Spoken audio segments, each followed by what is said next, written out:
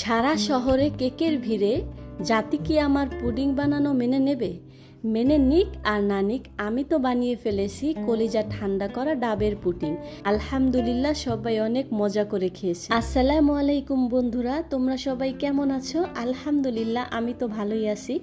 আমি কিন্তু সকাল সকাল উঠে বোনের সাথে চলে গেছিলাম আড়তে, যেখানে পাইকারি মূল্যে সব কিছু পাওয়া যায়।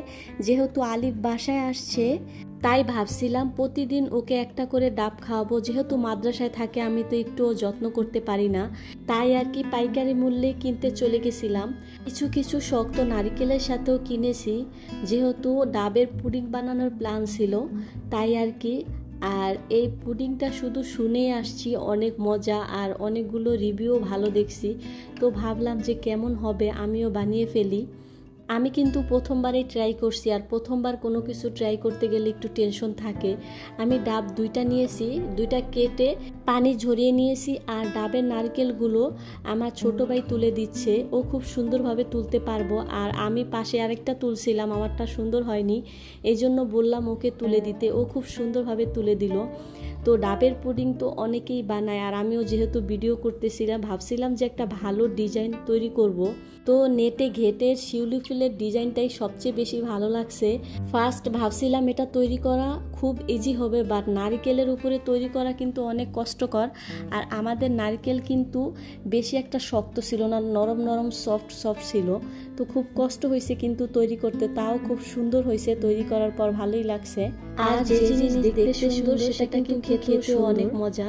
প্রথমে আমি একটা কাক নিয়ে দেন ছোট ছোট করে কেটে নিছি। আর শিউলি ফুলের ডাট বানানোর জন্য কিন্তু গাজর কেটে নিছি। আর ফুলের ডিজাইনগুলো করেছি। একটা বোতল কেটে প্রথমে ছুরি দিয়ে ট্রাই করছিলাম, বাট হচ্ছিল না, বারবার নষ্ট হয়ে যাচ্ছিল। এটা শেপের প্রয়োজন ছিল, এটা শেপ অনুযায়ী যে কোনো কিছু নিয়ে কেটে নিলেই হবে।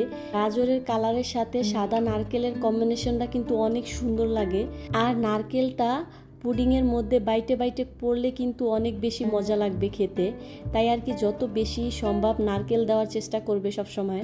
আমি ফার্স্ট পুডিং বানাতে গিয়ে ভুল করে ফেলছি, মোটামুটি অনেক কমই নারকেল হয়ে গেছিলো। ভাবছি হয়তো বা বেশি হয়ে যাবে, অনেকগুলো নারকেল আমরা খেয়ে ফেলছি বা ফেলে দিছি। বাট এই নারকেলগুলো পুডিংয়ের মধ্যে যদি বেশি করে দিয়ে দিতাম তাহলে কিন্তু আরও বেশি মজা লাগতো, সেটা অবশ্য পরে বুঝতে পারছি। পুডিংয়ের জন্য ফুলগুলো রেডি করার পর চলে আসছি ডাবের পানিটাকে জাল করার জন্য। ডাবের পানি কিন্তু অনেক বেশি মিষ্টি ছিল, তাও হালকা পরিমাণ একটু চিনি দিয়ে দিলাম, যেহেতু বাচ্চারা খাবে, একটু মিষ্টি বেশি হলে ভালো লাগবে। আর আগার আগার পাউডার তো পুডিংয়ের মধ্যে মাস্ট, এটা তো সবাই জানা। দেন প্রায় 10 মিনিটের মতো একটু জাল করে নেব, বেশি সময় ধরে জাল করার কোনো প্রয়োজন নাই। তারপর বাটিতে ঢেলে খুব সুন্দর করে সাজিয়ে নেব। ফুলগুলো ডুবে যাচ্ছিল, দেখেই খারাপ লাগছিল। তারপর আবার চামিচ দিয়ে খুব সুন্দর করে সোজা করে দিচ্ছিলাম। পরে কিন্তু পুডিং ওঠানোর পর দেখছি এইভাবেই ছিল। আর সাথে কিছু কুচি নারকেলও দিয়ে দিছি। প্রথমে তো মনে হচ্ছিল যে এই নারকেলগুলোই বেশি হয়ে যাবে, বাট পরে দেখো কেমন জানি একটু ফাঁকা ফাঁকা লাগছে। আর সবগুলো কিন্তু খুব সুন্দর করে উপরেই ভেসে আছে। এখানে আমি আরেকটা কথা বলি, এখানে কিন্তু আমি আরেকটা ভুল করে ফেলছি। এখানে যদি আমি বক্স আকৃতির বাটি নিতাম তাহলে অনেক বেশি ভালো হতো। আমার বাটিটা কিন্তু অন্যরকম হয়ে গেছে। এই যে দেখো এখন কত সুন্দরভাবে বসে আছে, যখন এটা উল্টাবো এটা আস্তে আস্তে করে ভেঙে আসবে। এটা কিন্তু পুডিং হয়নি এর জন্য না, এটা শুধুমাত্র বাটির শেপের কারণে হয়েছে। এটা যদি বক্স আকৃতির বাটি হতো একটু পরিমাণও ভাঙতো না।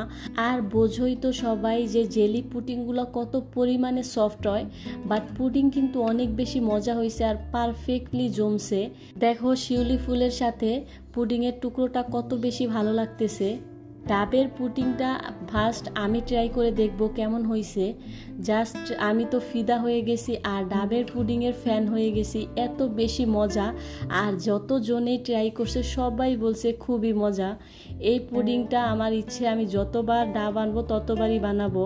রুজাইনা বুড়িও অনেক বেশি লাইক করছে। আর আমার বড় ভাই তো কিছুই খাবে না, বাট ও ডাবের পুডিংটা অনেক বেশি পছন্দ করছে। ইভেন আমার আব্বু অনেক বেশি পছন্দ করছে, সবাই বলছে খুব মজা হয়েছে।